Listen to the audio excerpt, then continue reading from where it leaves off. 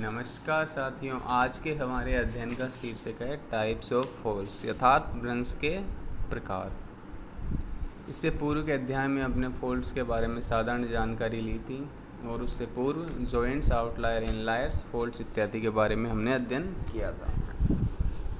Types of faults में आज हम देखेंगे इसका वर्गीकरण किस आधार पर किया गया है। तो इसका क्लासिफिकेशन फर्स्ट है। क्लासिफिकेशन ऑफ फॉल्ट्स में On the basis of apparent movement, the faults are classified into two groups. पहला है नॉर्मल फॉल्ट, दूसरा है रिवर्स फॉल्ट। नॉर्मल फॉल्ट क्या होता है? A normal fault is one in which the hanging wall appears to have moved downward relative to footwall. यानी hanging wall इसमें downward की तरफ मूव करती है relative to footwall. In this case, the fault plane dips toward the down throw side. Generally, normal faults are produced by tensional forces and they are also called the gravity faults. These faults indicate lengthening of the Earth's crust. The subdivision of the crust into blocks by normal faults is called the block faulting. Normal faults usually have a high angle dip. जो normal fault होते हैं उनकी dip high angle होती है। इसके पश्चात आता है reverse fault. A reverse fault is one in which the hanging wall appears to have move upward relative to footwall. यानी ये नॉर्मल के विपरीत होता है। इसमें हैंगिंग वॉल अपवर्ड की तरफ मूव करती है, ऊपर की तरफ जाती है relative to footwall. In this case, the fault plane dips toward the upthrown side.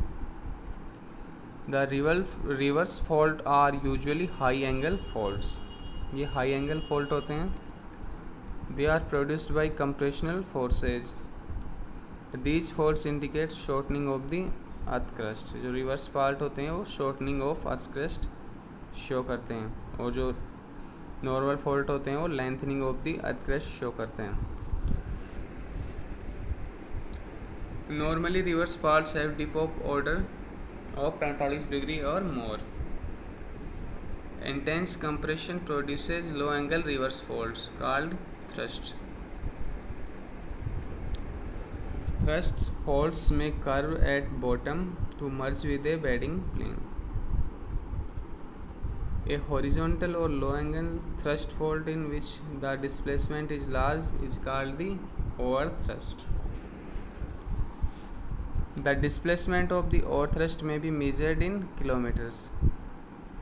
The sheet of rock that has moved forward along the thrust plane is called nape.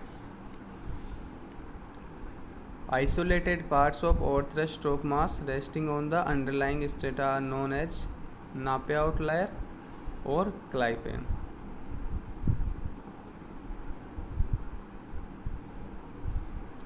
इसके बाद आता है classification 2 on the basis of relationship between the strike of the fault and the attitude of the strata.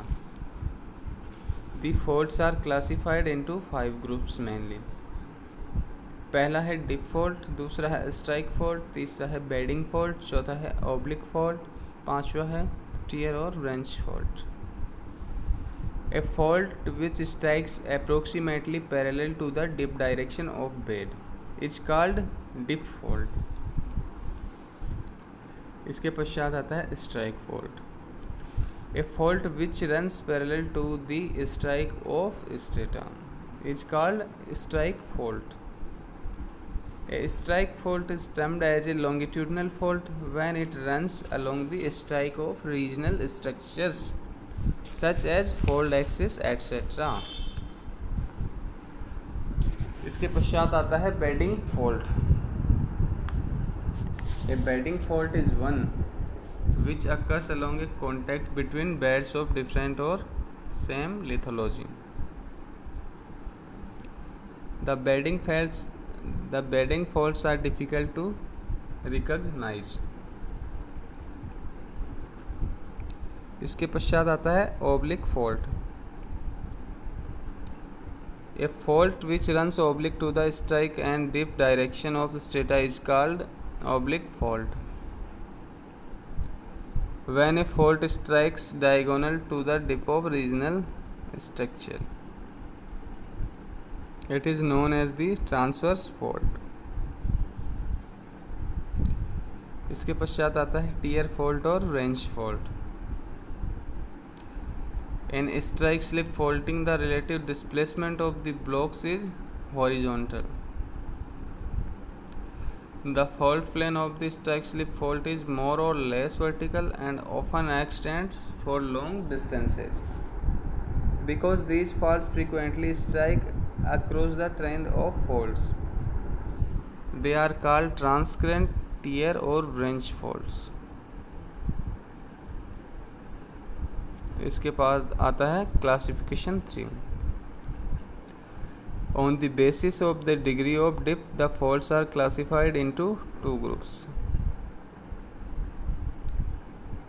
पहला है high angle faults और दूसरा है low angle faults. High angle faults. The high angle faults are those which have a dip greater than 45 degree. Normal faults are commonly high angle faults. Low angle faults. The low angle faults are those which have a dip less than 45 degree. Thrust faults are commonly low angle faults. Classification 4 इसके बाद आता है. On the basis of the relationship between the direction of slip and the attitude of the fault plane, the faults have been classified into 3 groups. पहला है strike slip fault, दूसरा है dip slip fault और तीसरा है oblique slip fault. Strike slip fault में क्या होता है? In strike slip fault the movement is essentially horizontal along the strike of fault. These faults usually have very steep to vertical dips. इसके पश्चात आता है dip slip fault. A fault in which movement is essentially downward along the dip of a fault is called dip slip fault. इसके पश्चात आता है oblique slip fault. A fault in which the direction of movement is diagonal to the both of the dip and strike of fault is called oblique slip fault. इसके बाद आता है classification 5. On the basis of the forces responsible for the formation of the fault, the faults are classified into 4 groups.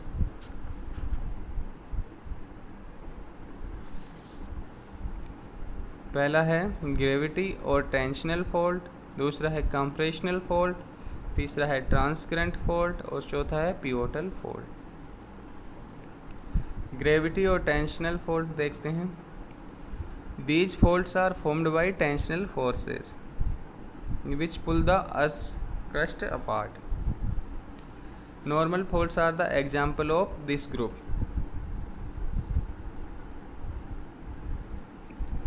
Compressional faults.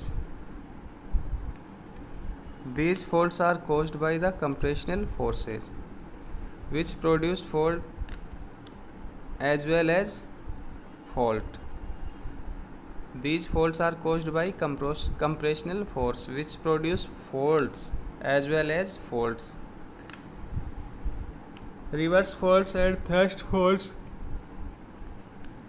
belonging to this group, and they are commonly associated with folding. Transcurrent fault.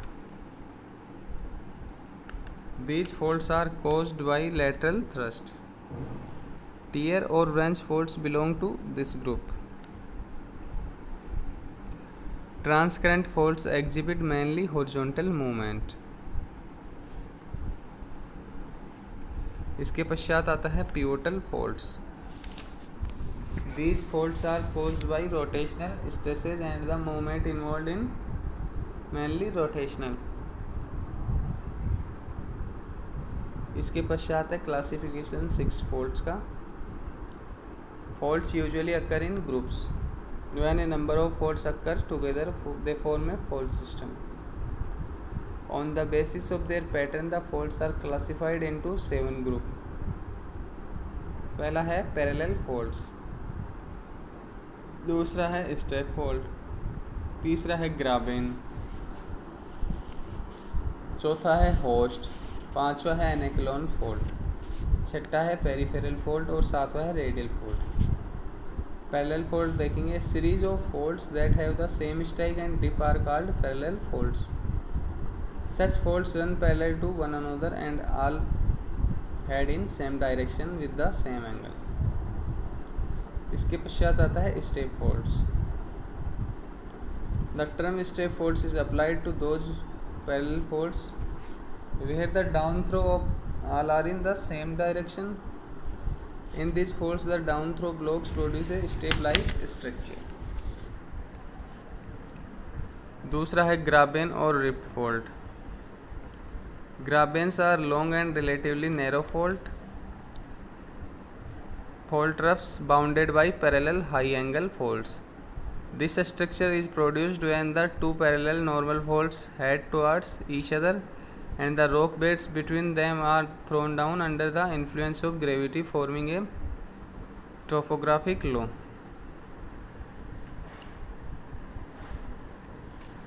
Tensional crustal forces which push the crust apart are responsible for the formation of rift faults.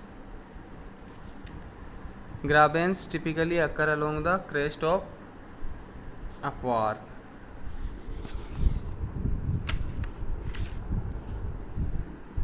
इसके बाद आता है host.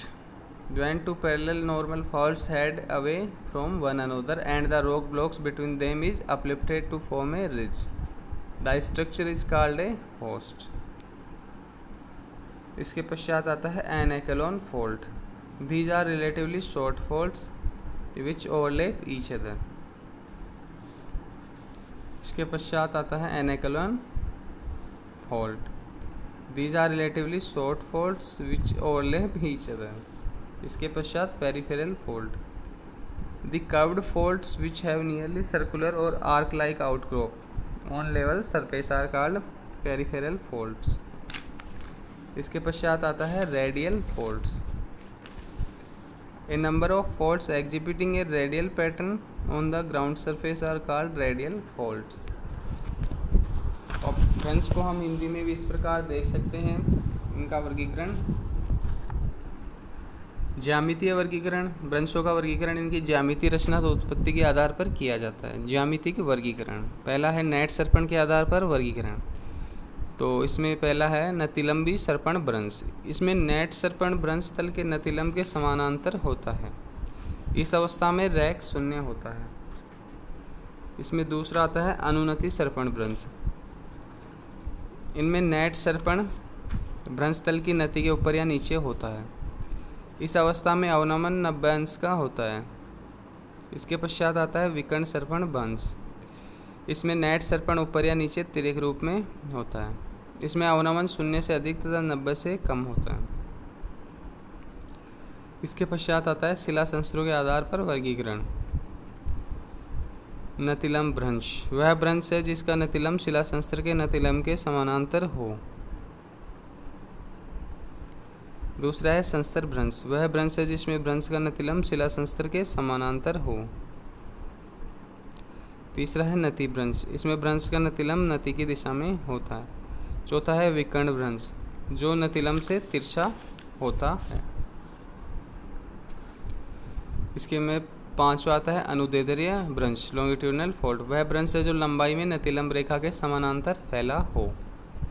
इसके पश्चात आता है छठा अनुप्रस्थ भ्रंश ट्रांसवर्स. यह नतिलंब रेखा के उदग्र होता है. इसके पश्चात होता है भ्रंश के आकार पर वर्गीकरण. इसमें पहला है समानांतर भ्रंश जिसमें भ्रंश की नति तथा संस्तर की नति समान हो तथा दिशा भी समान हो. इसके पश्चात आता है एनाक्लोन फॉल्ट यानी सोपान भ्रंश. इसमें छोटे छोटे भ्रंश होते हैं जो एक दूसरे पर छा जाते हैं. तीसरा है पेरिफेरल फोल्ड यानी परिधीय भ्रंश। एक गोलाई में फैले भ्रंशों को पेरिफेरल भ्रंश कहा जाता है। इसके पश्चात आता है रेडियल फोल्ड यानी अरीय भ्रंश। वे भ्रंश है जो क्षैतिज गोलाई में एक ही बिंदु से निकले हों। चौथा है नति के मान पर वर्गीकरण। अधिक नति वाला भ्रंश और कम नति वाला भ्रंश। अधिक नति वाला भ्रंश, इसमें नति 45 अंश से अधिक होती है। कम नति वाले भ्रंश में नति 45 अंश से कम होती है। पांचवा है विस्थापन के आधार पर वर्गीकरण। इसमें पहला है सामान्य भ्रंश, जिसमें शीर्ष भित्ति नीचे चली गई हो। इसके पश्चात है उत्क्रम भ्रंश, रिवर्स भ्रंश, जिसमें शीर्ष भित्ति ऊपर चली गई हो। दूसरा है उत्पत्ति के आधार पर वर्गीकरण। इसमें थ्रस्ट फोल्ड, ग्रेविटी फोल्ड और नतिलम सर्पण आते हैं। थ्रस्ट फोल्ड को शेप भ्रंश कहा जाता है। इसमें शीर्ष भित्ति आधार भित्ति से दूर चली जाती है। इसके पश्चात है ग्रेविटी फोल्ड। इसमें शीर्ष भित्ति नीचे खिंची होती है। इससे पृथ्वी पृष्ठ की लंबाई में वृद्धि प्रतीत होती है। इसके पश्चात आता है नतिलम सर्पण। इसमें गति नतिलम के सापेक्ष होती है। यह बाएं हाथ या दाएं हाथ की ओर होती है। इसी आधार पर इसको दक्षिणावर्त या वामावर्त नाम दिया गया है। अब देखते हैं भ्रंशों को पहचानने की विधियाँ। किसी क्षेत्र में भ्रंशों को पहचानने के लिए निम्न विधियों का प्रयोग किया जाता है। पहला, रचनाओं में अंतर। जब रचनाओं में एकाएक अंतर आ जाए तो भ्रंश का अनुमान होता है। इसके अलावा किसी संस्तर का समाप्त होना या पुनः आना, किसी बेड का समाप्त होना। तीसरा है सतह की रचनाएं। कुछ सतहें चिकनी हो जाती है, कुछ खुरदरी, कुछ में टूट फूट आ जाती है, तब कुछ खींच लिए जाते हैं, जैसे ड्रैग, ग्राज, ब्रेशिया आदि इसके उदाहरण हैं। चौथी पहचानने की विधि है सिलिसिफिकेशन या मिनरलाइजेशन। ऐसे स्थानों पर खनिजों की उत्पत्ति होती है। ये मुख्य पॉइंट है इसका पहचानने का, फोल्ड्स को सिलिसिफिकेशन या मिनरलाइजेशन। पांचवा है अवसाद में परिवर्तन। वातावरण परिवर्तन के कारण अवसादों में परिवर्तन दिखाई पड़ता है। छठा है धरातलीय परिवर्तन से भी भ्रंश का अनुमान लगाया जा सकता है। इस प्रकार हमने भ्रंश और भ्रंश के प्रकार का अध्ययन किया। इसके पश्चात हम नेक्स्ट अध्याय में देखेंगे।